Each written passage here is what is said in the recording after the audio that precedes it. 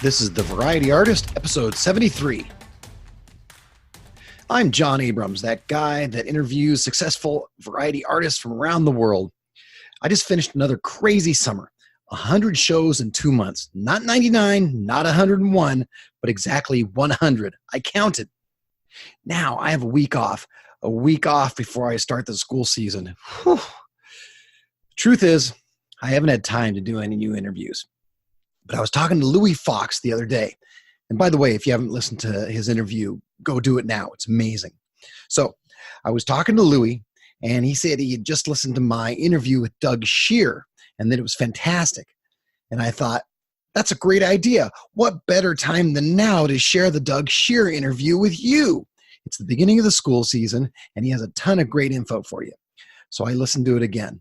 I forgot how amazing it is.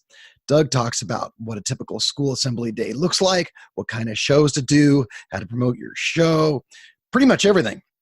So here it is, the school assembly market with Doug Scheer.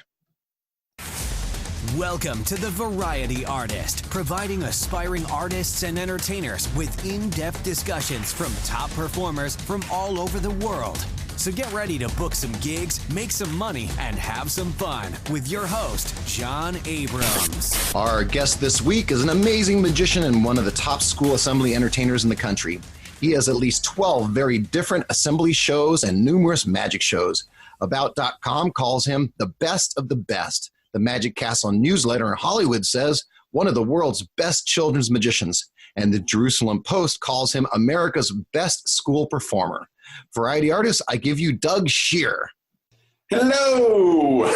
Hey, glad to have you on my podcast, Doug. You know, I didn't mean to say hello that way. My son's watching the Seinfeld reruns, and we just watched the Talking Belly Button episode. So that's what that was. Hello. No, this is awesome, man. Thanks for doing this, and thanks for being one of the guys that's out there giving, give.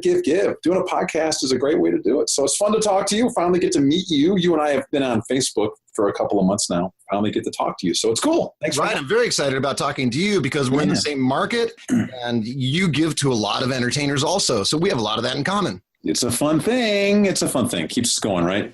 Yeah, absolutely. Yeah. Let's get right into it. What's your personal life look like? You have a wife and she works with you in the shows, or how does that all work? Yeah, I have a personal life. So to answer that question, yes, I do. Unlike some magicians, maybe. I don't know. No, yeah. Here's the thing. I got out of college, ages ago and started doing school shows. And then my fiance said, "Hey, I want to be in a show." And so I wrote a show for her. It turned out to be a big illusion show. It wasn't a one-man show like I was used to doing. It was an illusion show with a big van load of stuff. And I had to buy our cargo van, and we started doing big illusions and traveling around doing our school shows. And then one day she decides, after we get married, to go and get pregnant. The nerves. Oh, I know, right? So suddenly she wasn't fitting in the little appearing girl trick anymore. So we started modifying the show. And eventually she started making these babies come out, which was a really cool magic trick. That is a good trick. I know. I can't do that. The appearing child trick. Yeah, it's so cool. It's so nerve-wracking when that happens, though. It really is. Because you're like, I'm not ready for this. How many do you have? Yeah, three. I got 2 boys and I got a girl, and they're all in showbiz in their own little way. So we're kind of like a showbiz family. My youngest daughter is a gymnast. She's assisted me on stage in a theater show that I do in the summertime. My son is in high school. He's a theater singer. He's a choir guy and a theater guy. He's been in the musicals the past couple of years, and he also has become one of my assistants in some of my shows that I do.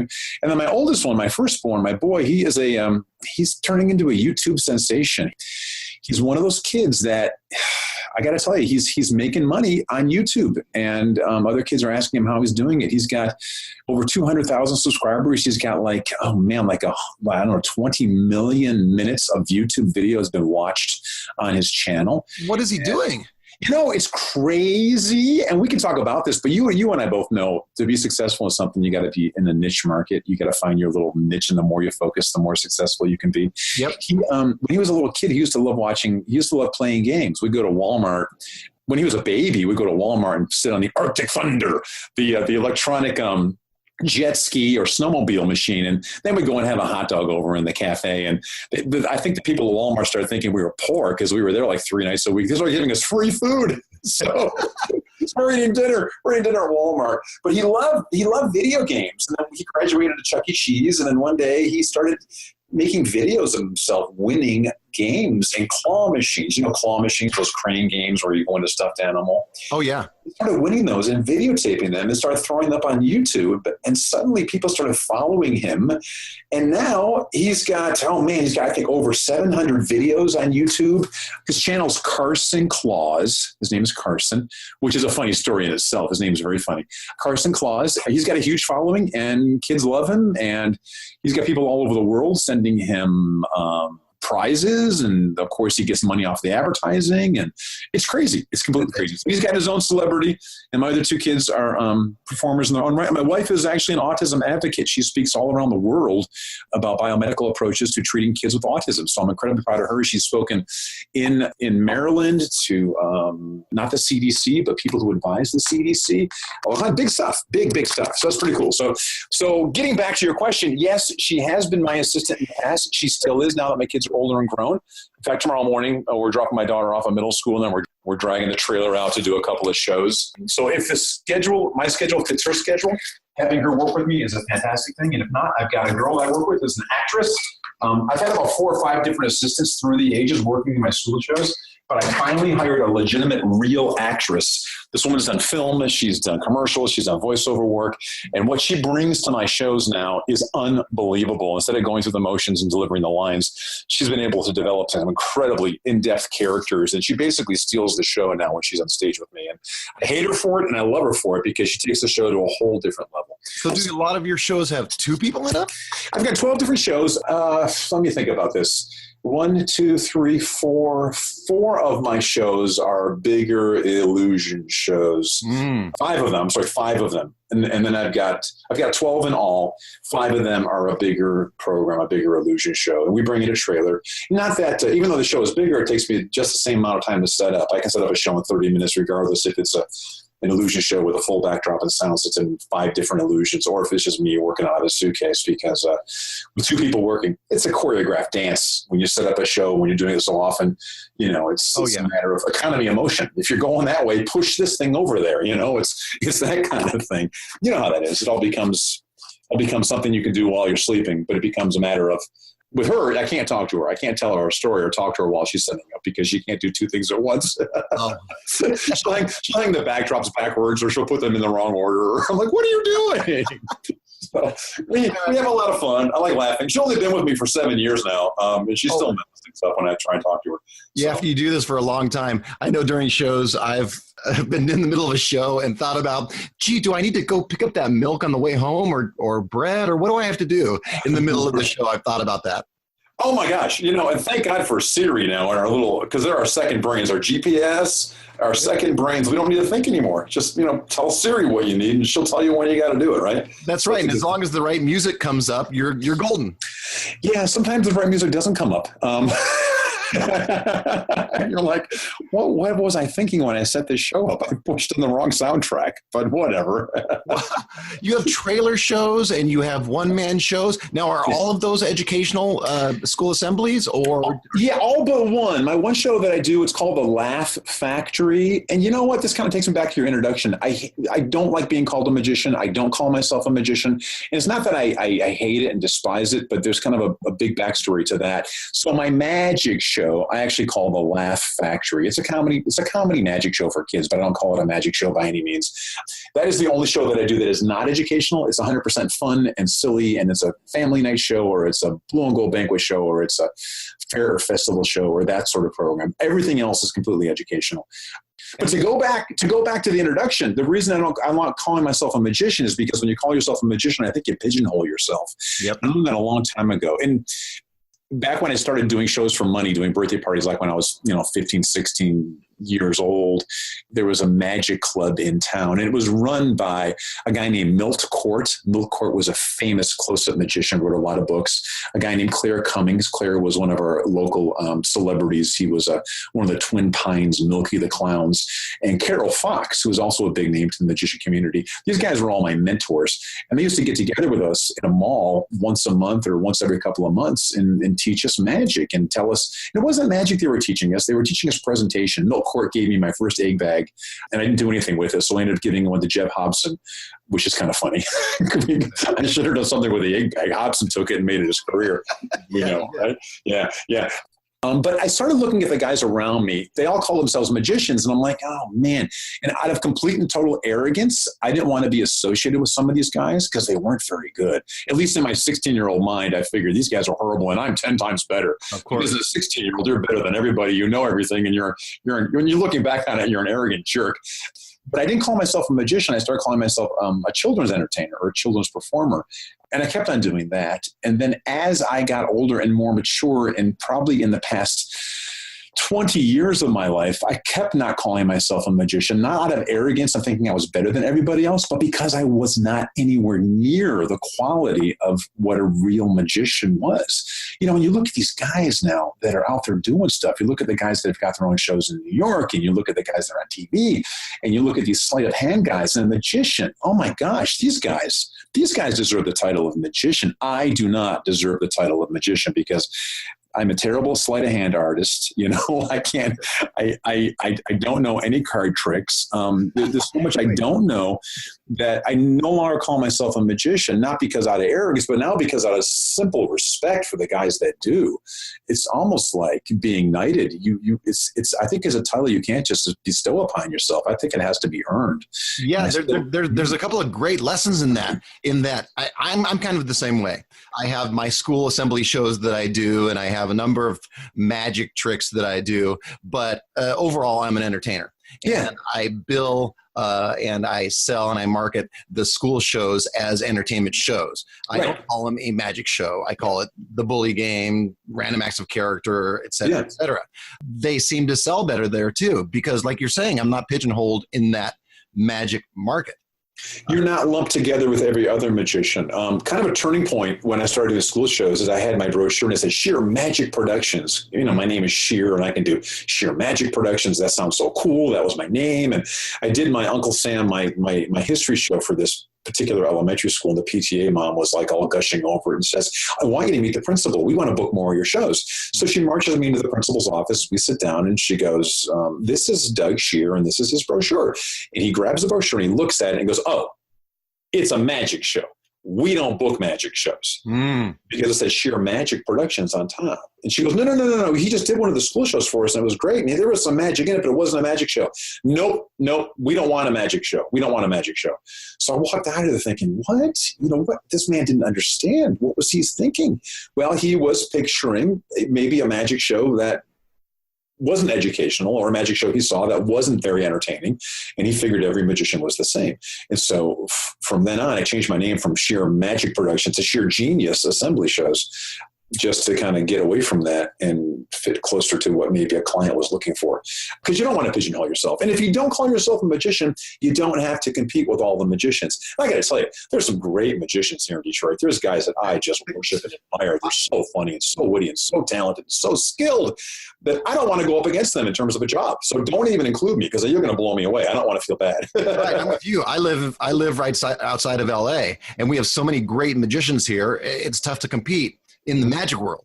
But as an entertainer, it's a different story. Build your own world. When you're a school show guy, you can do anything you want to do. If you want to do a song or a dance or tap dance or something, you can, because you're not calling yourself a magician anymore. You're a school show performer, right? Right, and it's smart to do all those things because it's easier to sell the show. Yeah. I have no skills outside of pretending to be a magician sometimes. Maybe you do, but for the guys that do, you know, there are some guys out there that do school shows that kill me. They do ventriloquism and puppetry, and they sing, and I hate them. I hate them so much because they have talent. And I've been getting by my entire life on having no skill whatsoever. So that's my advantage. Me too. That's the secret. That's the secret to being a great school show performer is have no talent. Have no talent. Put something together and sell it. Right. Exactly. So what was your first school show? What was the first one that you did? You know what's funny? Harry Blackstone Jr. came to town. It was 1986. I was up in college. I graduated in 87, so I was a junior. And he came in town for the state of Michigan because it was the Michigan sesquicentennial. And that means 150 years. So Michigan was 150 years old. So he came in town and said, hey, team of magicians. And they were like, maybe 10 of us. We were all dubbed the sesquicentennial magicians, and they gave us a flag that said Michigan Sesquicentennial, and your requirement of doing a magic show is to produce this flag sometime in your show. Okay? Right. So we were all given a couple malls around the country, high-profile gigs, maybe a couple fair festivals or fairs, but I did a couple of malls with the job, and I produced my little flag.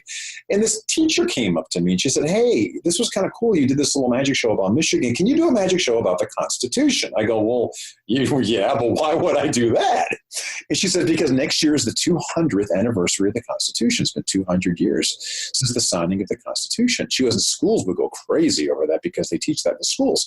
So the year I graduated from college, the timing was perfect. I put together this show called the Constitutional Conjuring Show, which is a horrible name.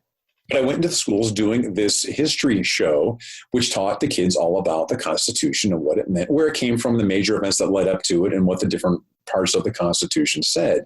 That show eventually morphed into the Uncle Sam's Comedy Jam show, which is more of a Bill of Rights show, because a couple of years later, suddenly it was the anniversary of the Bill of Rights being signed. And that show I still do today. And so I wrote that show back in 1986, and here it is 2018, I think, 32 years later, if I did my math right. Yeah, and I'm still doing that show, which is crazy. In fact, that's a show, we'll talk more about that later. I franchise out now, and I've got a lot of guys around the country doing that. That's one of my particular shows I franchised out. So spreading the love. Talk about that. Tim Mannix, a friend of mine, I think he does that show out here, right? Yeah, Tim's another one of those guys that I hate because Tim is so talented. He is the kind of guy, he can walk on stage and with his smile and his personality, he can entertain you without even lifting a finger. He's so good. Yeah, he was originally out of LA here and moved into Central California, I think. Yeah, he's up north of somewhere. I can't keep track of California. But yeah, he's north of you somewhere. Yeah. It's giant. Where are you out of? Me? Michigan. Yeah. Suburban Detroit. Yeah, okay. Suburban Detroit, which is good because, I'm 5 hours from Chicago. I'm 5 hours from Toronto. I'm 5 hours from Cincinnati. I'm 5 hours from Pittsburgh. In a quick, easy morning drive, I can get to any one of those locations and do a school show. Not that I want to. I want to stay home. I don't want to drive. You know how horrible, driving is. Thank goodness for podcasts, though, because now that makes the drive go a lot faster than it used to. That is the absolute truth. I mean, you say 5 hours. I live where I live because I'm 2 hours from San Diego, 2 hours from Riverside, 2 hours from 2 hours from South Bay. For me, 2 hours is a good radius. Oh, yeah, that's perfect. I don't want to go outside of 2 hours. I can if I need to. 2 hours to me is my, if I can stay within an hour, that's even better. Of course, that. But yeah, any more than 5 hours, it starts to be a little expensive, and I make my price accordingly. Yeah, I live in a place called Orange County. It's in California, and we have something called the Segerstrom Center that books out a lot of school shows. Oh. And we can go back to the magician thing. I originally sent in my videotape when videotapes were big years ago to them, and they turned me down because they said, we don't book magicians. Yeah, there you go. Another lesson for you. Exactly the same lesson. If it happens here, it happens there, it happens anywhere. Guys thinking about getting into the school show market, if they are magicians, they may want to rephrase it and rename themselves. And it's funny. I did do a show once. I remember a PTA mom or a teacher came up to me and said, hey, we like your show a lot. You know what's funny? She said, your magic tricks in your show were even better than the magicians that we had. And it's so funny because I really am a magician, lady, It's like, hey, success. You don't think I'm a magician now? I'm a happy guy. So when you're putting together a new show with a new theme, how do you come up with that theme? My approach, and if you look at my website is laid out the same way. I believe there are curriculum-based programs, which are going to be the things that kids learn in class, be it history or science or math or whatever. And then there's character-based programs, which kind of encompass everything else, be it the bully proofing or be it the conflict resolution or be it the diversity or one of those programs. And my character shows all evolved basically out of what was going on in the world. I did a show about life skills and basic character stuff for a little while. I started doing the show, and that show kind of came about in a funny way. I was in an elementary school once, and a principal says to me, "Hey, I need your life skills show next year." I said, "Well, yeah, that's great, but I don't have a life skills show. You have me confused." He goes, "You have 1 year," and he hands me a 3-ring binder, okay? And he goes, "This is all you need to know. And this is going to be huge." And this guy was a big fan of mine, and he's like, he wanted to help me out. He's like, "Trust me, put this together, and it's going to be a big thing." I delved into it, and I put together a life skills show, which is like the character counts program and the pillars of character and that kind of stuff. So I did the character show for a while, maybe a year or two, and then Columbine happened. Oh. Yeah, and then after Columbine, nobody wanted a life skills show anymore. Suddenly, it was all about bullying, and so that show morphed into a bully prevention show, using character traits to keep the kids bully free. At the time, I was already doing a conflict resolution show based on some information I got from another school performer, a guy named Joe Romano. I met Joe a zillion years ago, and Joe had a really big contract with AT&T, and he was doing a conflict resolution show. He said to me, an unknown guy, because we kind of met over dinner in Atlantic City once, "Hey, you should do a conflict resolution show." And I'm like, "Oh, I probably should," because I was looking for new programs to add to my repertoire. So I went home and I researched that, and I put together this show called Less Trouble Problem Investigator, which teaches the kids 4 simple steps to solve problems. Turns out, I did that show once to a school. The teacher walks up. She goes, "Oh, this is crazy because I'm going through marriage counseling right now with my husband. This is exactly what we're doing in marriage counseling." Perfect. It's communication skills. It's iMessages. It's simple communication skills.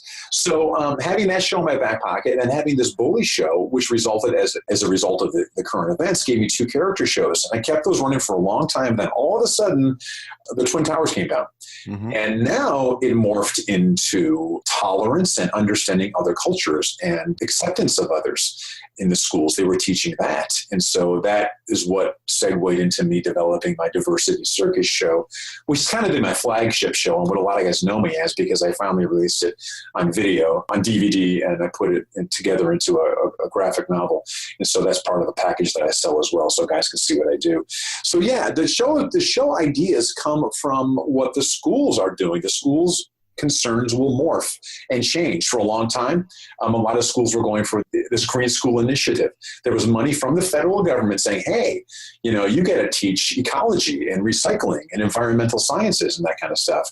And one of the components of that and getting the grant money was having an outside speaker come in, someone outside the school as a professional. They picked up, I started doing this environmental show for the schools. That actually was a show I had in my back pocket, because when I got out of college, my college roommate turned out he was turned out to be a guy at Dow Chemical in the public relations department.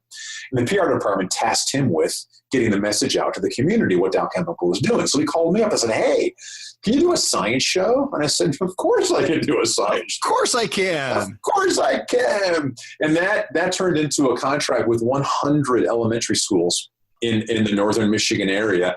And then eventually evolved into a show I took out on my own. I still do today, which is another one of my franchises. So we did that. So basically, what shows I do come out of the needs of the school. Now, there's always reading shows. Anybody who works in schools probably has a reading show of some sort, because, March is reading month, and there's Read Across America programs, and there's a lot of demand. I've always told guys that are wanting to get into the school show market, you can develop a show and push it on the schools and try then get to buy what you want, or you can develop a show they're already looking for. Right. It's like pull marketing. If you have a product that they're looking for and suddenly they find out about you, it's an easy sell. So with the schools, if you're doing a character show, easy sell, because they're looking for that. If you're doing a curriculum-based show that enhances and reinforces what they're teaching at school, maybe it's math, maybe it's fractions, maybe it's angles, maybe it's patterns, or whatever it is. If that's all in your math show, the teachers get all excited, because now you can bring in equipment and props, resources the teachers can't afford to bring in, and you can present it in a different way. And you're telling the kids the exact same thing they're hearing in class, but you know what it is. If you're a parent, you tell your kid 100 times to pick up their room or clean up the room. They don't do it until the aunt comes over and goes, "Hey, you should clean up your room." It's true. Even with me, I talk to 300 kids a day per assembly, 600 kids a day, talk to them about bullying and character and all different things. They all listen. But then I come home and tell my own kids, and it's a different story. Oh, yeah. It's only dad telling me that. Right. You don't know anything. It doesn't mean anything until you hear from 5 different sources, right? So that's what's cool. You're that expert. When you're the outside assembly show performer, you're the unknown guy or you're the stranger. You come in and tell them that. They listen to you. Or you turn into the uncle. You're the guy that goes to school every year or 3 times or twice a year. Suddenly you're the funny guy. And now they're going to listen to the funny guy more than they're going to listen to their teacher. It's the way the human mind works. I think we all work that way, right? I think so. Yeah. It is easier to sell to somebody something that they already want. When I first started doing the bully game, I would go from school to school before I had that put together. And because I was doing my animal magic show, so I'd go from school to school and I would talk to the PTA person and the principal and ask them, what is it that I can bring to this school that they would enjoy, that they could learn something from, that the teachers aren't teaching right now? Yeah. And the answer at that time, 10, 12, 14 years ago was bullying. So I used what they said to create my show, and it was much easier to sell that way. They're happy to tell you. All you have to do is ask or find a teacher in your neighborhood. If you're thinking about putting together a school show, you can just go to that expert. They're the ones living it day in and day out and ask them, you've had assembly shows. What's good? What's bad? What do you guys want? What's there too much of? Mm-hmm. What can I do for you? And there's always something on the horizon. I'm getting requests for shows about manners. Can you do a show on manners? Because kids don't know how to say please or thank you. You really? What a surprise. That's interesting. And it's kind of true. It is true. It's absolutely true. One of my pet peeves is people not saying goodbye on the phone. I'm going to finish this podcast by just slamming my computer shut. How's that sound? Yeah, that's it. Thanks for joining me. Click. Right, exactly. Well, just, when I go to CVS and I buy a stick of gum, just say thank you, lady. Just say thank you. Don't hand me my receipt and my change and look at me, okay? Come in. Oh, talk about pet peeves. Really? Just say thank you. Yeah. Thank you for being a customer. Thank you for coming in. Thank you. Have a nice day. Anything, right? Oh. It's like a lost art nowadays. Don't get me fired up. I'll talk about pet peeves all day long. Don't put the dollars in my hand before you put the change because it slips onto the ground at Walmart or at McDonald's, right? Oh, sorry. Really? You're sorry? And then you're in the drive-thru. You have to open the door. Right. For like 11 cents. You're not going to do it.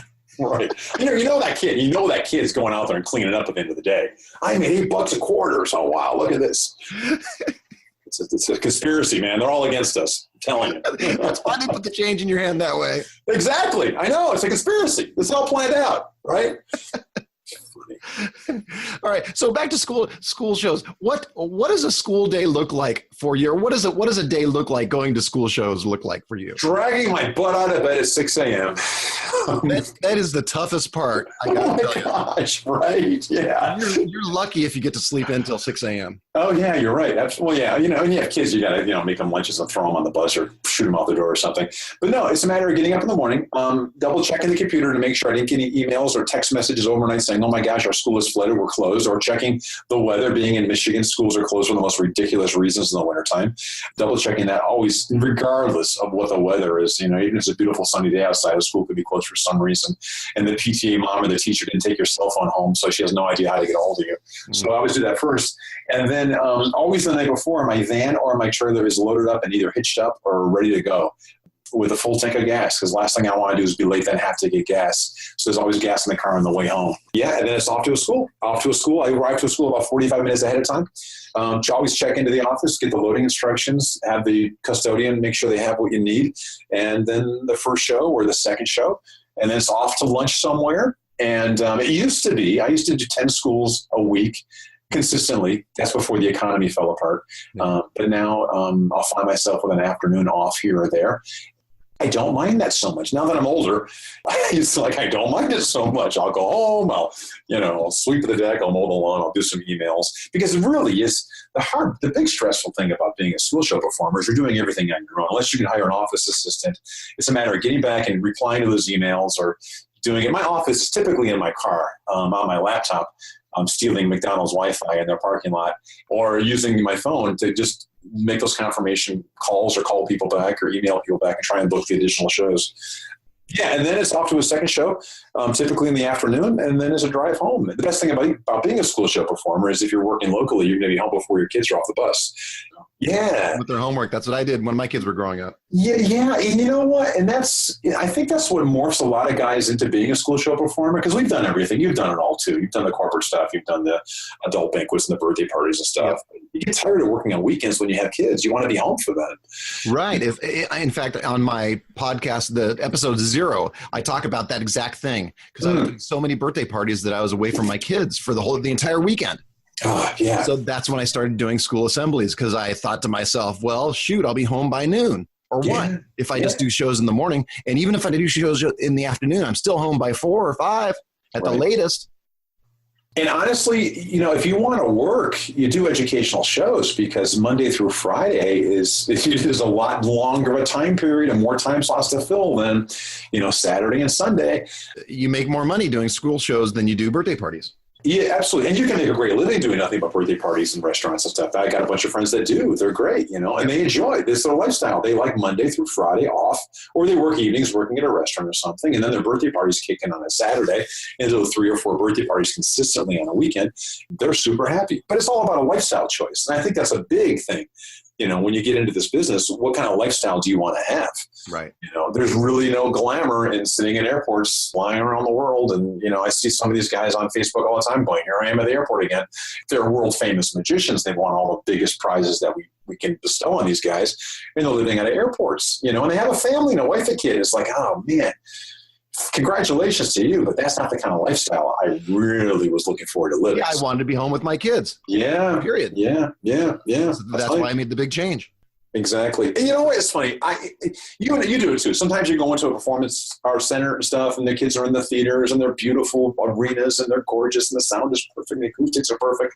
But honest to God, I would rather work with 400 kids smashed shoulder to shoulder on a gym floor any day than a big, beautiful auditorium filled with people.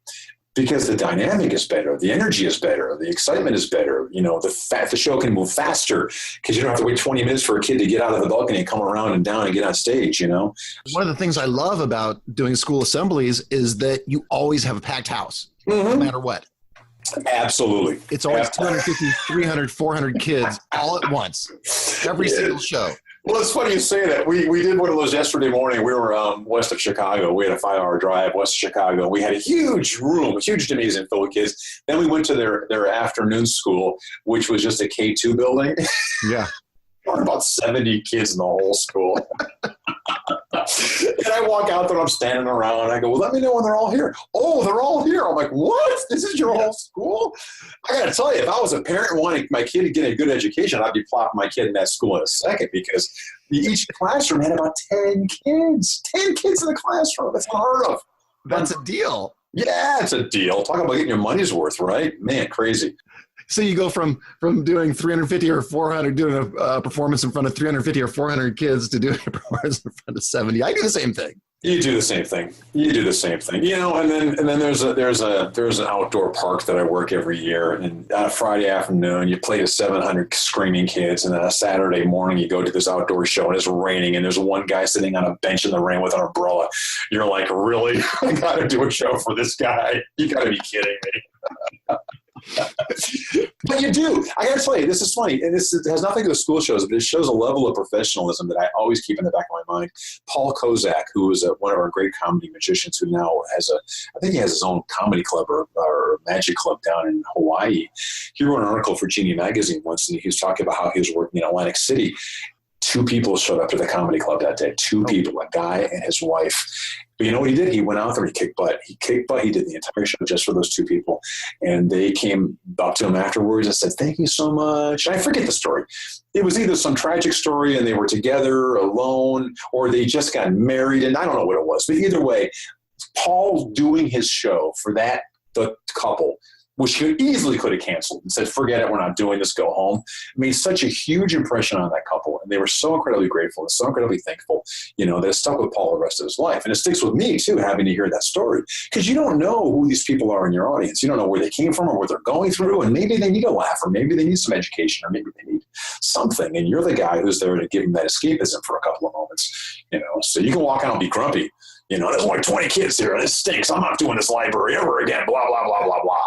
No, we show up and do our best, because you don't know how it's going to affect that person either.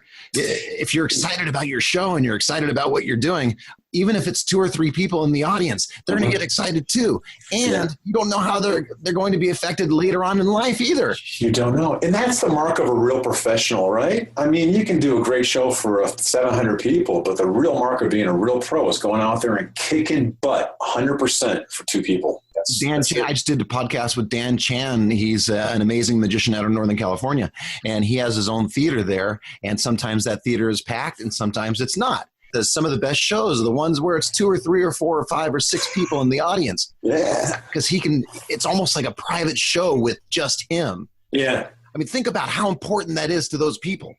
Well, and you get to connect with people on a different level because no longer, and I tell friends of mine this, I kind of coach and mentor some of the guys in town, the young guys. I go, you got to go from performing. You got to get beyond performing. When you're a performer, people don't want to watch you perform. They want to connect with you. You want to connect with your audience. So the more natural you can be, that's not to say forget all your showbiz and forget stagecraft and forget those things. You always keep those in mind. But when you're going out there and delivering a script and it sounds like a canned script, it just doesn't connect the way it could. With an audience of 2, you can't go out there and be, Mr. Ringmaster, big performer guy. You're going to automatically change. I think that's a great thing to strive for. If you're having fun on stage and people see you're having fun on stage and you're being natural on stage, it goes back to the old Carol Burnett show. Remember when Tim Conway and Harvey Korman would go into their show and their script and they would break each other up? Those were memorable moments, right? And honestly, if any listeners are under 45 years old and have no idea what I'm talking about, just go on YouTube and look at Harvey Korman and Tim Conway, Carol Burnett show, and you will see these guys literally cracked each other up, and they were crying. And that's the stuff, as an audience, we remember the most. They weren't performing. They were just having fun and being natural, and there was a human level of connection there, which was great. So great. Yeah. Those are the ones they play over and over again, the ones where they're cracking each other up, not the ones that went perfectly. No, because you know what? Here's the thing, you cannot write perfection. You cannot write it. You can't sit down at your computer and write a perfect show. You have to perform it. You have to get out there and do it. Because what makes people laugh, what's fun, what's effective, what's not. I can't tell you how many times I've practiced something in my living room or in my bedroom and then gone and performed it. And the things that I think are hilarious fall flat. And the things that I think are just flat and just move on to the next point, they're hilarious to the audience. Oh, hilarious. And you keep those in. Suddenly you're like, oh my gosh, this stays in. And that's how you develop a show. Because you could not have sat behind your computer or your desk in your house and wrote that. It had to happen. And that's how these shows evolve. And that's how they get so good. Yeah. But there's an improvisational exercise too, which they teach actors. You know this, you were an actor. Yep. It's the yes, and. If you're doing improv with somebody, you never negate what they say. You say yes, or you agree to it, and then you build on it. That's a lesson I think all performers need too. If a kid gets on stage or an adult gets on stage or anyone, something happens in the show, you can say no to it, bring it to a screeching, awkward halt, or you can say, yeah, sure, and just roll with the punches and see where it takes you. I love when those crazy things happen with the kids. It used to, when I first started doing this, it used to bug me when a kid would come up and not do what I had in my mind. Right. Yeah. But then as I matured and as I got older and realized that those are the little gems that we ask for. We should use those. Yep. They're little gifts that someone is giving us. Your job now is to make those little gifts recreated in every show naturally. If you can.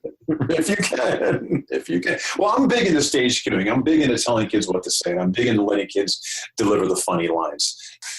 For instance, in my reading show, we have a problem on stage, and I tell the kids, oh my gosh, I've got a problem. Oh my gosh, what do you do when you have a problem? What is something you can do? And the kids, the line they're all thinking in their head is, well, you go to the library, ask the librarian. Oh. So I turn and I look at the kid, I go, what would you do? And she's on stage with me, and she says, I watch Dr. Phil. Oh, which makes the teachers basically wet their pants and spit drink out of their nose. And I actually had that happen one day, and I almost wet myself. And I'm like, now that's part of the show. Now I just tell the kid, that's what you say. But she threw me for a loop but she was serious. Because she goes home every day and Mom's got Dr. Phil on at 4 p.m. It's so funny. So yeah, you take those gems and you savor them and you stretch them and you massage them and you make them part of your show. That's what I've done. In fact, I think the kids have written more of my shows than I have. Every time. They're comedy geniuses. Kids have no idea how funny they are. They just say it was true, and there's truth in comedy. And if they say it was true and it's hysterical, it's just brilliant. So many brilliant things. So my son, when he was little, he said to me, he goes, Dad, I finally figured out when you're a grown-up. I go, whoa, how? How do you know you're a grown-up? You're a grown-up, Dad, because you grow when you get up. Oh. I'm like, oh my God. That's perfect. It's true. But in a show. He was 5. He was 5 years old. I'm like, I do grow when I get up. I grow when I sit down. It's like, yeah. Now you're franchising a couple of shows now? Yeah. When I was doing the show for Dow Chemical, and I was doing what was called the Mysteries of Science back then, and it's evolved to the Wacky Science Show, I always had a dream of kind of going, gosh, I wonder if I can spread this out. I wonder if I can get guys doing this show for me. How can I possibly continue to make money on this show if I get multiple units out there doing the show? And I figured there had to be a way. Now I have 23 guys literally around the world. I got some guys in I got a guy in Israel. I got a couple of guys in England. I got a guy down in Reunion Island, which is off the coast of Florida, of Africa. I got a bunch of guys in America. I got some guys in Canada. They're literally all over the world. And a couple I'm forgetting about, of course, too. Oh, a couple in Spain, 2 guys in Spain. Basically, yeah, I package the show for them. We put a price tag on it, and it comes with everything you need. You can buy the script, and you can buy the backdrops and all the artwork and develop all the props on your own. And they're all pretty simple things. And they go off and they do it. And there's training and video training and all kinds of things. And they go off and do it. And the show is theirs to kind of create this worldwide franchise. Not only does that help them, but we're also part of a big team. And so if you go to wackyscienceshow.com, you see the entire team. And it doesn't look like just one guy doing a teeny tiny little science show. Why should we hire that guy? Why don't we get this global conglomerate to come in and do a wacky science show? And so that's me.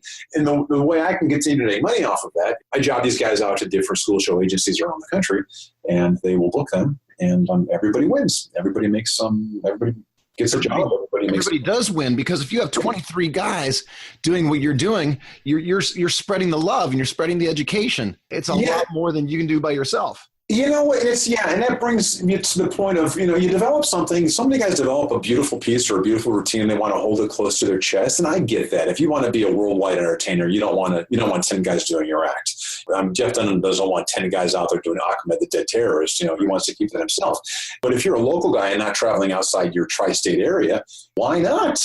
If I've got a guy down in North Carolina doing my science show, it sure isn't going to hurt me doing it in Ohio or Michigan. Help him spread the love and spread the education and motivate some kids to learn about science. So there's that show, which took off, real successful doing that one. Still looking for guys along the western part of the United States. Most of our guys are east of the Mississippi. Got a couple guys. I got a guy in Arizona. I got a guy in California. Looking to fill some more blank areas down in your area, down Southern California. I'd love to have a guy down there doing it. And the Uncle Sam show too. Also, my constitutional show, which is called Uncle Sam's Comedy Jam Show, was really a huge success. Especially while the election was going on. And there's certain times for that show. The science show is a universal anytime kind of show. But in terms of the Uncle Sam show, Memorial Day, Labor Day, election years, election day, right around those times, Veterans Day, it's a real big show. You can bill a solid 4, 5, 6 weeks a year just doing that show alone. So those guys picked up that show and took off and ran with that. And I've got about 10 guys out there doing that one. Because, of course, no one outside America is going to do that one, because no one cares about American history in Spain. So, yeah. And what's coming next? I don't know. I'll probably put some shows on video and create some scripts and put the stuff out there. Kind of looking into the future, because you get up at 2 o'clock in the morning with your enlarged prostate and go to the bathroom and wonder, how long can you do this? So what's your escape plan? What are you going to do, in 15 more years? Hopefully in 15 more years, I got $2 million in the bank, and I can be that crotchety old man who goes to conventions and tells kids they don't know what they're doing. Wear a leisure suit and be annoying and sit in the corner and just laugh at people. Now, how do you market your shows? Is it mainly your online presence, or do you do a lot of other stuff? I've been doing this for 30 years now, so I got a pretty good following. Of course, in Michigan, a lot of people know about me. I know that a lot of guys that do school shows complain a lot about the PTAs, and they go, "Oh my gosh, I did this school for 3 years in a row, and the PTA changed, and they didn't know me anymore. I had to start from ground zero." But the big marketing technique for that, and the big way to avoid that, is you have to remember PTA. P is only the parent part. There's also the T and the A, the teacher assist. That doesn't sound right. So then we got an NC-17 rating on this podcast. You get the T, okay? The T part is what we're talking about, which are the teachers. Parents might be the front people out there when you do the assembly show. You walk in the door, they're the ones that agree you to give the check and everything. But the parents aren't operating on their own. There's teachers out there who are part of the PTA who are also a part of the charge of making the decisions for the assembly shows. And the teachers are the ones that stay at the school for 10, 15, 20, 30 years. Right. So if you can get in with those teachers, when the new PTA mom comes on board, she has no idea what she's doing. Or some PTA dad walks in, what's an assembly show? What do I do? Well, we love John Abrams. We love Doug Scheer. We love this guy. Here's his brochure, or give him a call, or here's his website. If you can stay in contact with the teacher aspect of the PTA, you're in good shape. My show this morning, the principal says to me, hey, Doug, I'm retiring. I'm retiring in three months. I'll be done by the end of July. I'll be out of here. After I wrap things up, he's like, I'm like, oh my God. And I felt bad. I got a picture of him. And he's been hiring me for 25 years. Oh my. Principal at an elementary school, 25 years. And I'm like, pass it on. Please pass it on. And during my show today, at the end, I finally said to the teacher, I said, hey, I've been coming here for 25 years, teachers. You guys know me. Please keep inviting me back. Leadership is changing. It's up to you to call me back next year, because the principal is always the guy booking the assembly show.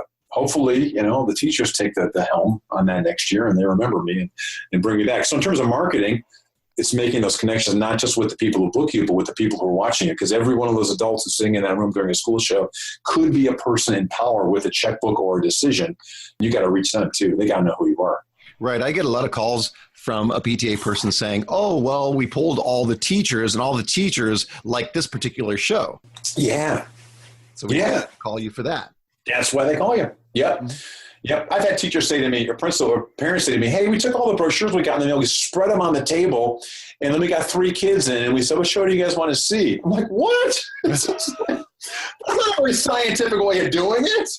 I mean, thank God they pulled out my brochure, but it's like I feel bad for every other great entertainer that got kicked to the curb because their brochure wasn't as colorful or something, Right, or maybe they hadn't been to that school before. Right. All right. Well, let's get into our fan questions, because every time I interview somebody new, I put on my Facebook that you can ask me to ask them questions, and here you go. So you have a ton of fan questions. First, Eric Sharp, who I interviewed a couple weeks ago, says snazzy suit. Yeah. It's not really a question, but he said that. All right. So let's get into the questions. Okay. Leif David, a Dynamite Family magician out of Canada, asks a bunch of different questions. Some of them we've already gone over. What's the process for keeping in touch with existing customers? Yeah, remember I told you about those guys I hate? Well, Leif is one of the guys that I hate. He has great promotional material. Oh my God! What, bro? That's reason number 1 you can hate him. Okay. Holy moly. He's young, he's very talented, and he's a good-looking kid. And so he's got all those things working against him in terms of me liking him very much. But yeah, he's a talented kid. I've seen his videos. He shared a couple with me. He does a good job. His question was, how do I keep in touch with existing customers? Yeah. Yeah, well, I think guys, people are getting away from direct mail, and I think that's a mistake. And I think they get away from direct mail because it's expensive and it's easier to say goodbye to direct mail and kick that to the curb. I think it's a mix of everything. And not only do you have to have your website, and I believe I don't know much about SEO. I don't know much about Google AdWords or any of those things. In fact, I don't run any Google AdWords right now. I've got a buddy of mine who's like, oh my gosh, you have to do this. So my summer job is to figure out what that's all about. My website's been optimized. I built a new website a couple of years ago. And doing a website on your own is a wonderful thing, but you're probably not going to do it to its best capabilities. So you have to hire a pro because they know all the website you see is the wallpaper on the house, but if they didn't put those studs every 16 inches apart, that website's not going to work for you. You know what I mean? Yeah, I do. So that's where those professionals come in. So it's a mix of a lot of little things, at the end of every year, I contact my existing schools. I say, hey, thanks again for having me. We're setting up for next year. September's going to be big, and I've got these character shows, which are great for kicking off the school year. You have to tell the people what your show is good for. Well, we could do a science show in September. Well, you could, but wouldn't it be better to do a character show or a conflict resolution show or a diversity show to kind of set the mood for the school year and explain to the kids it's a loving and warm environment. We're all going to get along. Oh, that's a good idea. Great idea. And we can do a science show later on in the year. Exactly. Yeah. Book 2, you get a discount, right? Yeah. So I think that's key. You can't just slap a brochure in front of them and say, here, pick a show. You got to tell them what show is good for when. Because you're the expert, you're the professional, they're looking for advice. So I think that's a good technique. Of course, being in touch with you. Every guy you ever talk to about business will say keeping a customer is easier than getting a customer. And that's the truth. So if you can keep those customers, or you contact your PTAs at the end of coming in May. Hey, are you doing the assemblies next year? If not, who is? I send that exact email. Yeah. Yeah, and then at least you put a bug in their body. You may not be ready, but here's who I am, and here's what I do, and please keep me in mind. Can I contact you again in September? Right, I send that email, and if they send, a lot of times they will send something back saying, oh, I'm not in charge next year. Here is the person that's in charge of assemblies next year. Thank you. They just handed you a check. They really did. Right, exactly. Contact that new person. Yeah, and I will use your name saying I contacted, so now you're not just some random guy. Julie Smith said I should contact you. Oh, I know Julie. Right. And she asked, how was Doug last year? Right. Yeah. Right. Leif also asks, what are some examples of how you modify material based on age of audience? Because I know you have, a lot of times there will be 2 or 3 different assemblies at the same school. One will be K through 2nd or 3rd, and then the second one will be 3rd through 5th or 4th through 6th. I think it depends on the show. It depends on what you're doing. If you're doing an environmental show and talking about air, land, and water pollution, if you're talking about conservation and shutting off the lights, you don't have to modify it because it's the same. Every kid has the same capabilities, be it a kindergartner or a 5th grader or a 6th grader. They can get the same message. But if you're doing a show that's more cerebrally demanding, cognitively important, like you're doing a math show, we might not talk about fractions with the younger kids the way we do with the older kids. The younger ones, we might just talk about pieces and parts, and those are fractions. Whereas with the older ones, you can ask them, what's a bigger fraction, 1/6 or 1/12? And they all say 1/12, and you can explain why that's wrong. So I think it depends on the actual show. If you're teaching, in my bully proofing show, my bully proofing with character traits show, for the older kids, I tell the story about how I was chased home and punched in the face and, how I was bullied. With the younger ones, I don't do that. They don't need that graphic representation because for little kids, they're not experiencing that kind of bullying in their school. And in fact, little ones usually aren't being bullied, rather than they're being excluded. They're not being allowed to play, or someone's breaking their pencil or taking their toys without asking. Whereas with the older ones, it becomes more of an exclusionary thing where they don't let kids hang out or they spread rumors.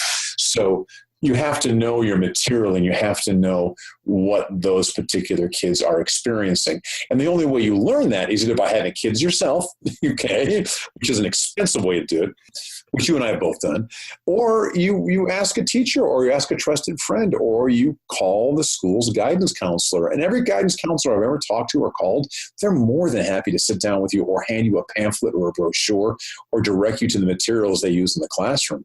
I got to tell you, most of it with character stuff is common sense. Most of it is simple common sense. It's like I said in my conflict resolution show, it's universal. I mean, you can be a kindergartner, whether they have the ability to use an iMessage and say, I feel mad when you call me names, I think is dependent on the child's maturity. It doesn't matter if they're in 2nd grade. They may have the maturity to be able to do that. You can't not teach them that, because even if you reach 3 kids in 2nd grade with that message, you're making a difference. Now, granted, the older kids, they can do it. Will they do it? Adults don't do it. Probably not. Right. But at least you lay the groundwork and you let them recognize there is a way of doing this. And I see, when I'm doing my show, I see the teachers look at each other, and you can tell on their face. My husband this morning, I yelled at him and told him it was all his fault. Yeah, one of the things that I try to do during my assemblies is not only are we teaching the kids, but we're also teaching the teachers how to treat the kids. Yeah. And you're also presenting to the teachers some terminology and some verbiage that makes sense to the kids. Yep. For example, you can't talk about prejudice with first and second and third graders. They don't know what prejudice is, but they do know what being fair is. They do know what not guessing about other people because of the way they look or act or sound, not guessing about them. But that's basically the definition of what prejudice is. We guess about people because of the color of their skin and where they're from. Right. But we don't use the word prejudice in diversity circus show. It'd be stupid to use that word because children don't use that word. Right. Yes, only adults do. It's an adult word. Not to get on a soapbox, but the word tolerance. I hate the word tolerance. We want you to teach tolerance. Oh, okay. I'm just going to tolerate everybody, even though they're going to irritate me. Don't get me started on tolerance. I know, right? It's like, come on, teachers. God bless them. They got the hardest job in the world. And I got to tell you, I have more respect for an elementary school teacher than any other career on the face of this earth. Getting harder and harder with more and more issues the kids are having these days. And they're trying the best. But sometimes they kind of miss the point. They miss the boat when it comes to speaking to kids on a level they understand. Sure. It's got to be a hard job, though. I mean, I've never done it myself, but they have 6 hours with the kids. We have 45 minutes and all the bells and whistles, and it's much easier for us. Oh, yeah. It's a shorter period of time. And that kind of brings it to a point where I met a magician once. I met a magician at a magic convention, and he was a school show guy. And he says, yeah, you know what I do? I do 2 tricks with an educational message. And I tell the kids, hey, you were really good for those 2 tricks. Let me give you a reward. Let me just do a trick now that has no message whatsoever. And I'm like, what? What? Were your 2 tricks that you did so miserable you had to reward them? You're doing something wrong. You hit the nail on the head. You have 45 minutes with these kids. And if every message, everything you do in the show should be driving towards your message, reinforcing your message, driving the plot of your show forward, or you're reinforcing something the teachers have said, or reinforcing something you said. The guys that I do a couple of educational messages in my school show. Well, you only have 45 minutes. That's not a lot of time. Yeah. There's so much you have to cover. Why would you waste 6 minutes just doing a sucker trick or something that's just going to get the kids screaming and yelling for no apparent reason? And you might as well put the lesson in that sucker trick. You could. Oh, yeah, you could. Easy. You just as easily could. I have a real big pet peeve against the guys that do sucker tricks in schools. Not that I never have. I do on my Halloween show. From an adult's point of view, and while you're getting the kids worked up, if they're sitting there watching you turn this piece of cardboard around, they're kind of going, oh my God, I could have done that. I could have made this kid scream and yell. They don't understand the nuance of what it takes to properly present a sucker trick. But from their point of view, they see the simplicity of it. And all they do is go, oh my God, I'm getting a headache. These kids are yelling. I wish you would stop doing that. So I try to avoid those at all costs because you don't want the teachers walking out of there going, yeah, it was a great show, but there was one point where he gave me a headache. You don't want that. All right. So David Scale, a terrific magician and hypnotist out of Southern California, he asks, we'll get back to our fan questions. I know we can go on and on and on. I love talking to you, Doug. Next, let's go. Spend all week. I got till 2:30. Let's go. All right. Oh, okay, here we go. Who do you target your market to at a school? So, meaning what grades do I target it to, or who do I market to? I think he's talking about, like, if you're sending a mail piece, do you send it to the PTA president, the principal? Who is it? It's both. You can do both. Here's a sneaky marketing trick that I have done every September. I do this. I put a fake name on I do bulk mail, but I put a fake name on the front of every envelope. So it says Corrine Johnson. Attention, Corrine Johnson, so-and-so elementary school. And it says PTA after Corrine Johnson's name. Typically, junk mail will go in the garbage unless it has a name on it. Well, Corrine Johnson is not someone who exists in that school, but guess what? The secretary doesn't know that because it's brand new. It's September. Maybe Corrine Johnson is a new mom that she hasn't met yet. I better put this in the PTA mailbox because it says PTA. Okay? So instead of going in the garbage or actually having to have a legitimate name on that envelope, it goes into the PTA mailbox. So that goes there. The PTA has a set budget. Typically, they don't get their budget, though, until maybe mid-October after they started their first fundraiser and had some money come in. But the principal typically has money, too, whether it's grant money through a Title I or some kind of budget he or she has. So typically, the September shows that I book are usually booked through the principal over the summer. because they're trying to start the school year off and they got some money to spend. But then as the school year progresses on in, it's typically the PTA or the PTO or the PTEIO or whatever name they have that will book you. For reading month, most of the time, I would say probably 60 to 70% of the time, that falls on the lap of the media specialist. So if you're doing a reading show for Read Across America or March is reading month, you want to target those people. It's funny, with the economy changing and the money people being tighter and tighter, I used to market and book a whole year in advance. Now, if I market like in January, I'm marketing for my March shows about 2 months in advance because people hold the money close to their chest and they're not ready to spend it yet. Yeah, I found that too. In fact, I think it was February this year, I started to panic because I was looking at my May and I was thinking, oh, I don't have very many shows booked in May. And then all of a sudden they started coming in March and in April. Earlier this month, I've been booking tons of shows for May. Yeah. Go figure, right? But I think that's what it is. People are afraid to spend their money like they used to. It used to be, let's book them all in September. We'll book 6 assembly shows. We'll get all the money spent in September, then we're done with it. Not anymore. They hold it closer to their chest. So in terms of marketing, it's constant. It's a constant contact. It really is. It's a great name for a company because you have to be in constant contact with them. And if you tell them, hey, listen, election month is coming up. It's November. Take my American history show. Great for November. Or April is actually Earth Day, so you can do your environmental show then. I'll even go so far as making up a month. Hey, did you know that May is math month? Oh, it is? Yeah, you better book my math show. I read that somewhere. Oh, that's great. Why not, right? They don't know. I don't know. They don't care. They're going to enjoy the show. Everyone's happy. Who cares, right? You got to know what you're talking about. Right. It's fine.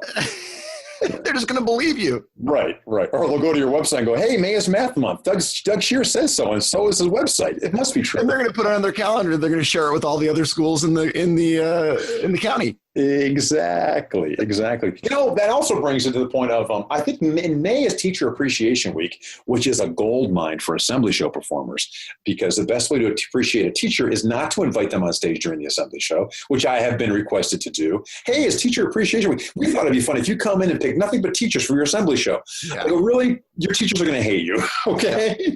How about this? How about you bring me in? I will do a 45 minutes for an hour show, and you treat the teachers to coffee and donuts and crumpets in the break room for an hour. Oh my God, that's a great idea. Yeah, give them time off, okay?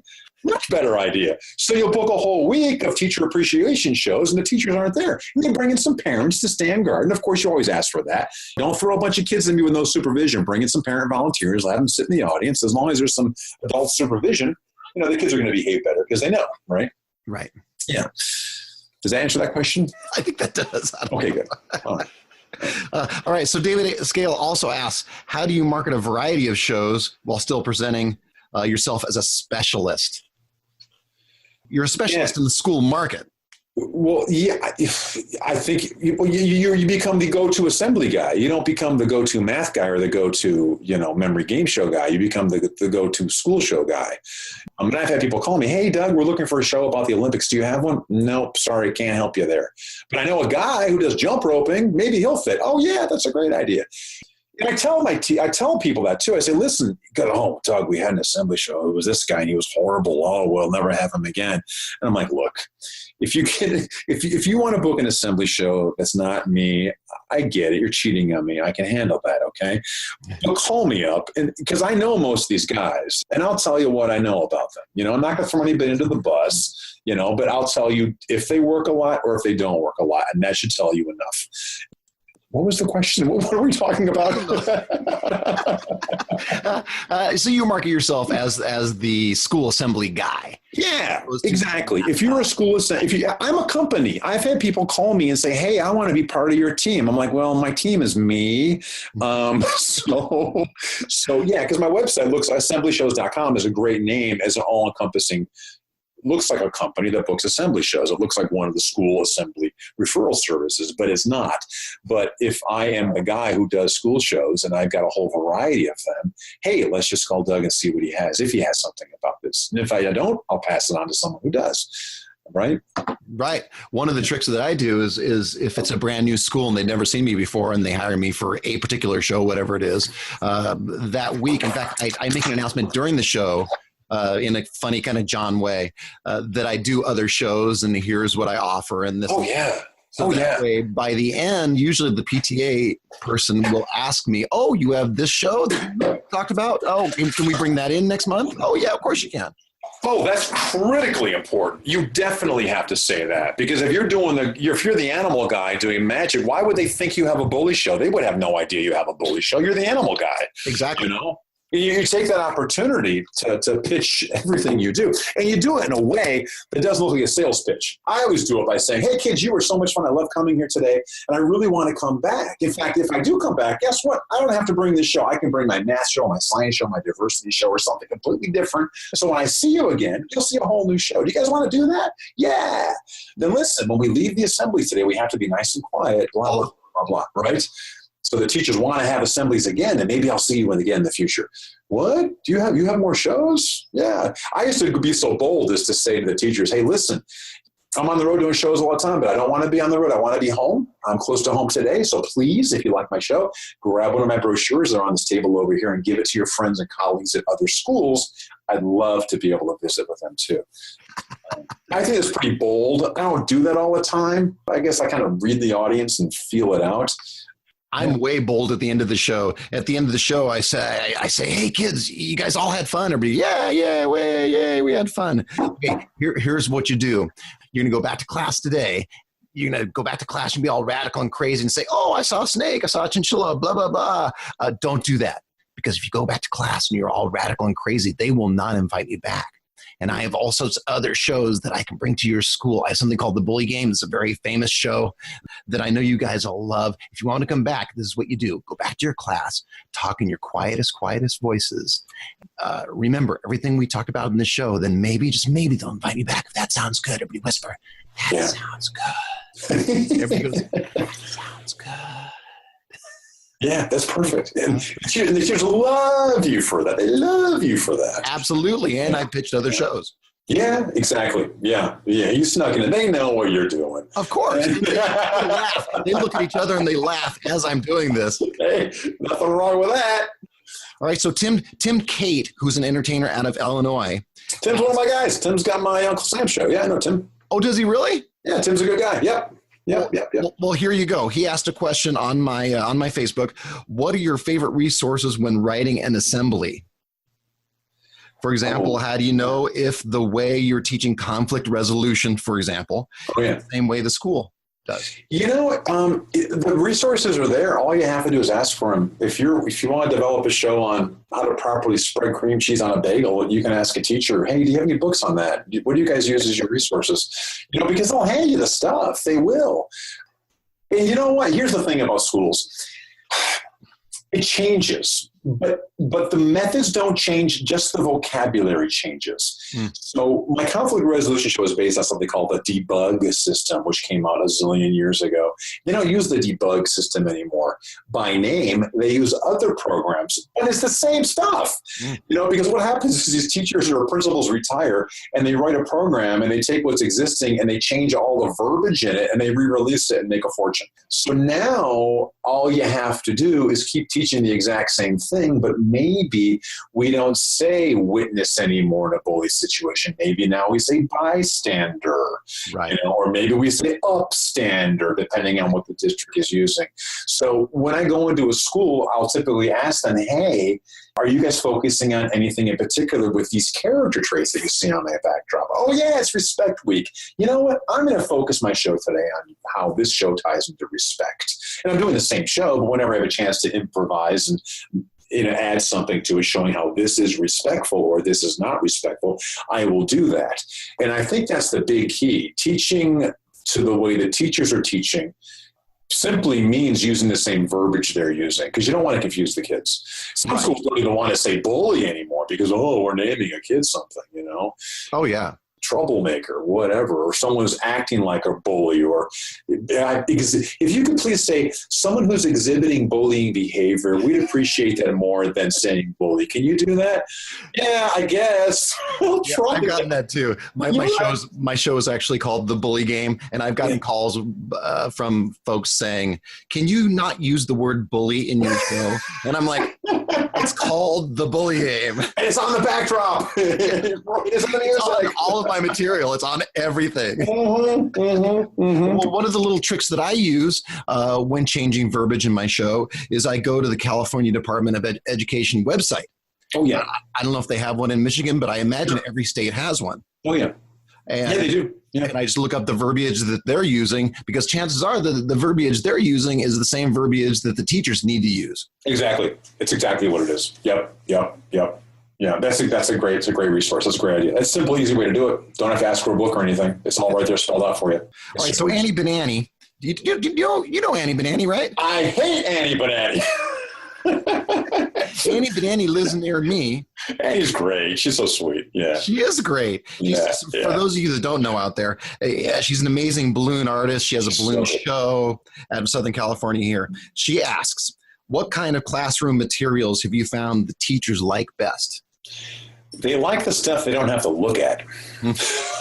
I've noticed that too. You know, the only time I ever give away an instruction sheet is a take-home thing for the kids to reinforce what we taught. You know, whether it's a coloring sheet that has the 4 steps of the conflict resolution method, or it's my math sheet, which is, hey, Xerox this off and send it home with the kids, which will give them, it'll reinforce the little puzzles, games, and tricks that we showed. That's what they want. The teachers are so overwhelmed and inundated with things that I don't find it necessary. I have only once, I think, in my 32-year career ever been asked for any kind of teacher resources. From Uncle Sam's show, we have a sheet that goes to the teachers ahead of time that says, hey, we do it from Uncle Sam for a particular reason. There's a federal law that says they must teach the Constitution on Constitution Day every year, and we get around that by sending them an advanced sheet.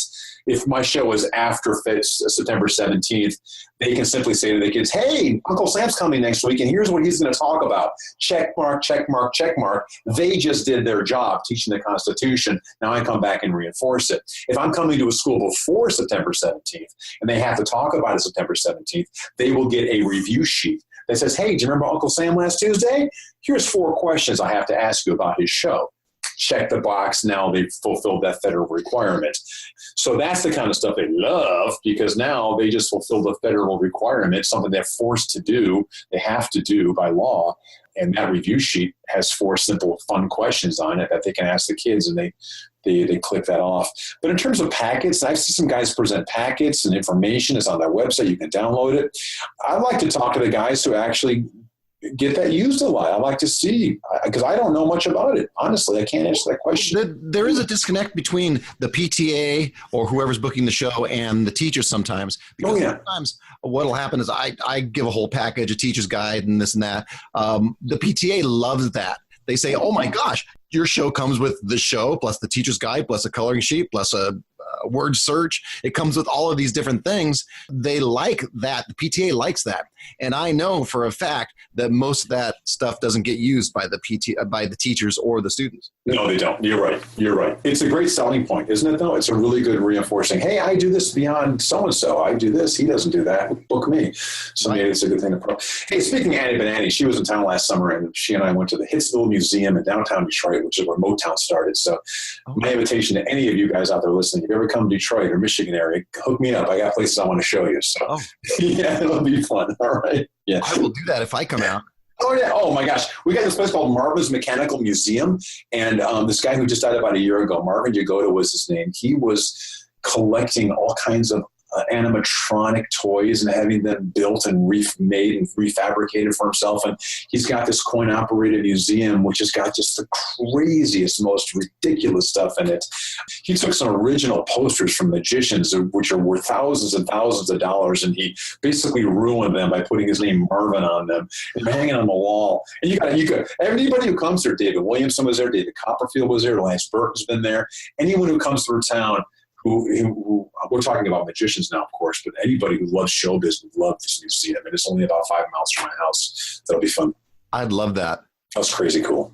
You can look it up on web. Just type in Marvin's Marvelous Mechanical Museum, and you'll find all kinds of documentaries and stories and news features. He's been featured around the world in like CBS Good Morning and all these TV shows. Cool stuff. You see all about it.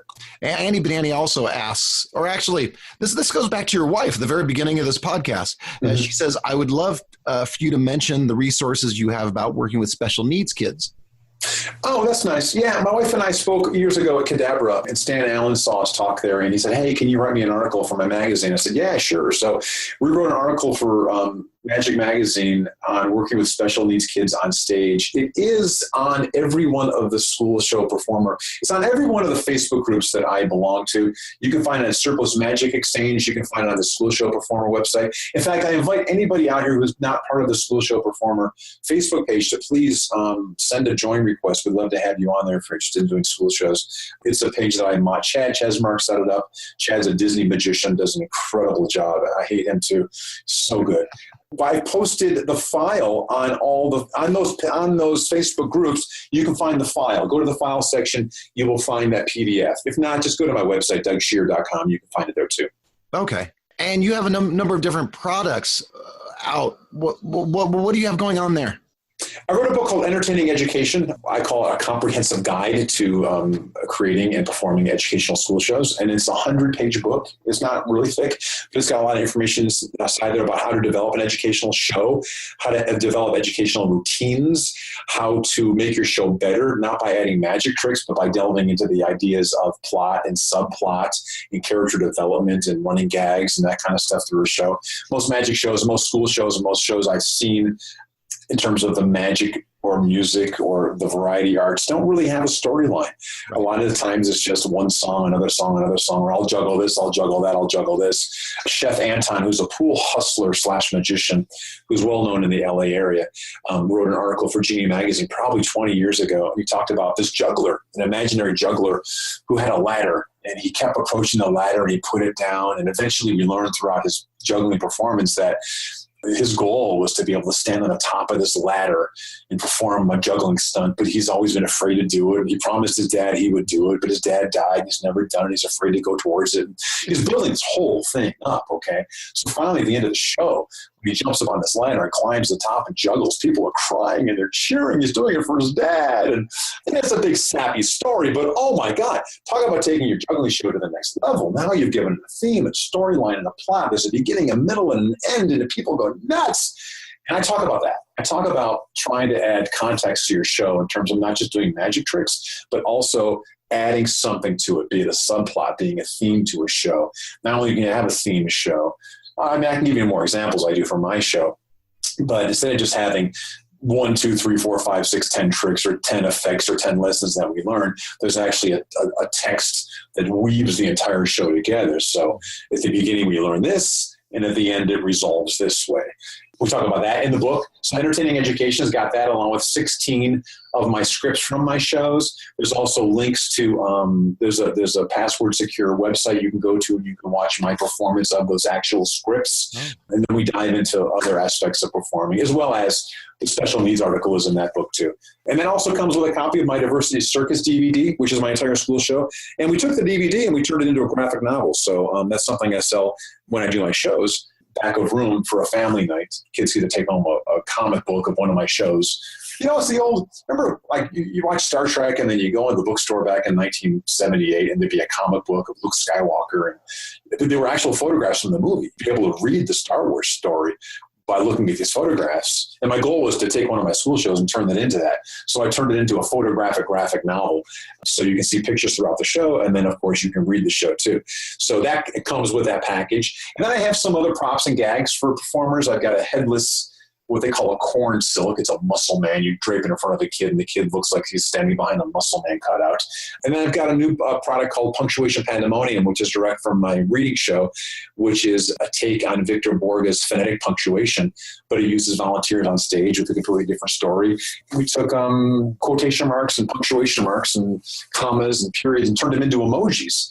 And we use those in the show and in that particular effect. It's a comedy routine that teaches the kids about punctuation.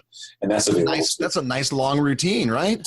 It is. It's probably about a 6-minute routine, and it not only reinforces a message, but it's filled with laughs nonstop from the very beginning to the very end. So if someone were to get that, it's a great, not only is it a good routine, but it would be a good lesson in how to put together a routine. Yeah, probably so. I took what was existing. I took what Victor Borge did with his particular routine called phonetic punctuation, and you can watch that on YouTube too. And I thought, oh my gosh, I actually met him backstage after I won a prize for a radio station. I talked to him about this, and I explained that in the book. And he's like, I don't know how you'll ever do this for kids, but good luck if you ever do. And he kind of gave me permission. He ended up doing it on Zoom, which is one of the TV kids shows years ago, which died flat, I think, because he did it not in front of a live audience, but in front of just a camera. It was funny for the viewers watching at home, but seeing it live on stage bring tears to your eyes. And then I just took it to another 3 more levels beyond that. Not to say that I could improve on his genius. I just took it to a different market. I took it to a children's market instead of an adult market, and I adapted it accordingly. Is that a different website than your assembly website? Yeah, my assemblyshows.com website is my school show site, but DougScheer.com is my products for performers page. All right, how about one book or 2 books, a couple of books, and then we'll let you go. Yeah, couple of books. There is a book. This guy, Jerry Weintraub, was a movie producer in his later years, but he was also like one of the personal managers for not only Elvis Presley, but Frank Sinatra and John Denver and all those guys. And it's basically his life story. He talks about how he found John Denver in a little bar in Greenwich Village and turned him into a star. He talks about Elvis Presley. There's some great stories in there. Elvis hired him and said, listen, kid, your job is to make sure I never play to an empty seat. They ended up selling a matinee show in conjunction with an evening sold-out show. But the matinee show was only sold about 3/4. And there are all these empty seats the day of the show. Jerry goes into how he solved that problem and how he guaranteed that Elvis played only to a packed house with not an empty seat in the place. He talks about stories about Frank Sinatra. But it's a really cool book in terms of looking at business and the mindset behind a personal manager and how you can become a star. And there's a lot of lessons in that book, which are fantastic. Along with that book, more business-minded people. Wait, what is that book called? Oh, I'm sorry. It's called You'll Know I'm Dead When I Stop Talking. Okay. You'll Know I'm Dead When I Stop Talking. Jerry Weintraub. Got it. He was the guy who produced The Karate Kid, Ocean's 11, those kinds of things. He worked with Brad Pitt and George Clooney and that entire gang of people. Later in life. He just died about a couple years ago, so he stopped talking finally. You'll Know I'm Dead When I Stop Talking is the name of the book. He's dead now, sadly, because, man, boy, that guy's had some great stories. Such a good book. Howie Mandel's biography, by the way. If you ever want to read about a guy who lived through, oh, my gosh, Howie Mandel's biography is fantastic. So funny, too. So is it called something, or is it just Howie Mandel's biography? And it's called Don't Touch Me, I think. He tells a story about how he was hired to work in an orgy. And then literally during downtime at this orgy downtime, he got up there and did a stand-up comedy to give everybody a break. Oh, so you gotta be Martin kidding. has a great biography too, and because I live in Orange County, he grew up here and worked at Knott's Berry Farm, kind of right down the street from where I live. So it's a great read because all the places that he mentions are right around here. That is so cool. Steve Martin, of course, is one of our heroes, all of our heroes, right? I hope so. Yeah. Can I mention one more book? Please. A guy named Chris Voss, V-O-S-S. He wrote a book called Never Split the Difference. And Chris Voss was one of the top hostage negotiators for the FBI and a lot of governments around the world. Oh. And this guy is unbelievable. But in terms of business sense, he talks a lot about negotiating tactics and getting what you want without having to get anything up. And there is something I learned in that book which guarantees 95% that the people who never get back to you on email will get back to you. Wow. So you've always had those emails where you send out 17 emails after they inquire and they never get back to you. Yeah. There's one thing you can put in your subject line that is unbelievable. It's like magic, and people will respond to you all of a sudden. And I learned that from the book. And I don't know if I want. Should I give it away? Should I tell you what it is? No. Don't give it away, because then people will have to get the book and read it and look at it. And it's in there. It is in there. It's crazy. That's a good teaser. Oh, I wish I was making money. Hey, get him at DougScheer.com. Let me call the publisher first. Can I buy these wholesale? Well, excellent. Thank you, Doug, for doing my podcast. You have been awesome. Where can folks get a hold of you if they want to get a hold of you? You'll find me on the School Show Facebook page. I'm always there, School Show Performers. There's 2 School Show Performer Facebook pages. Join the one that's got the bigger audience. The other one came along a little while later, and that's not us. But also, yeah, find me on Facebook. Friend me on Facebook, just Doug Scheer. Assembly Shows is my Facebook business page. I'm on Twitter, sometimes on Twitter there. You can send me an email through my website, dougscheer.com, if you want to get a hold of me. And if you want to do school assemblies, go on Doug's Facebook page, because there's all sorts of questions and answers. Doug's on there all the time. I'm on there all the time. There are professionals on that page all the time answering any question. I never told you my horror stories. I got all kinds of horror stories. You know what? Before I let you go, then give me some. Give me a horror story. I used to work the auto show. I spent 18 years working the auto shows for Chevrolet. That's how I developed my ability to write a message into magic, because if you got to talk about the 18 cup holes in the Chevy Lumina APV, you got to make it entertaining. There's no better place to learn but that. It's like, oh my God, I got to do what? Why do people care about 18 cup holders? What a stupid thing. Real quick, we were on these big, beautiful, multi-million-dollar displays and incredibly expensive stuff. And there's a big turntable, and there's a beautiful girl, and I'm up there doing my magic tricks. And they put me on this turntable one day. And I kept my stuff in the trunk of the vehicle. And I think it was just a small Suburban or something. And I'd pop open the hatch, and I'd pull my stuff out, set my magic show up, and I would do it. And I would turn the turntable on, and the car would go spinning behind me. Well, I forgot to close the hatch one day on the Suburban. It was a Tahoe. It was a Chevy Tahoe, I remember now. I'm doing my show. I just started doing a couple lines, gathering a crowd. People are crowding around. And I hear this whining, whirring noise, and the crowd's looking above my head. There's an explosion. Kabam! Oh. The tailgate got stuck on one of the scene pieces, the set pieces, and it kept pressing until the back glass blew out right behind me. And there's glass trickling down on my head as I'm trying to start my magic show. It was this huge explosion. It was that temper. It's a safety glass, so nobody got hurt, right? People are thinking, wow, that guy's amazing. That's amazing. He just blew out that back window on that Tahoe. How cool was that? So there's that. And there's the time I made the kid cry by burning a shoe. We've had those experiences and stuff. Oh, yeah.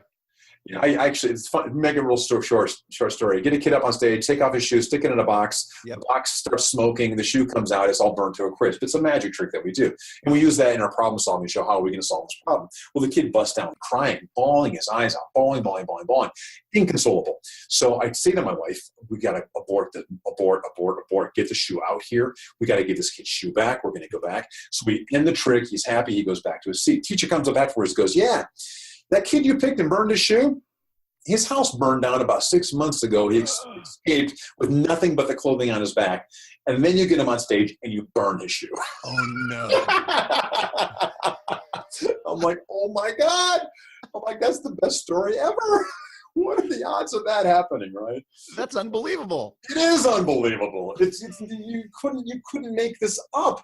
But there's 400 kids in a school, and he's the one I choose to burn his shoe. What are the odds of that happening? You picked the right one. I picked the right one. Yeah, teacher was laughing about it. It became a big joke. It was hysterical. But the poor kid's he probably hates magicians to this day.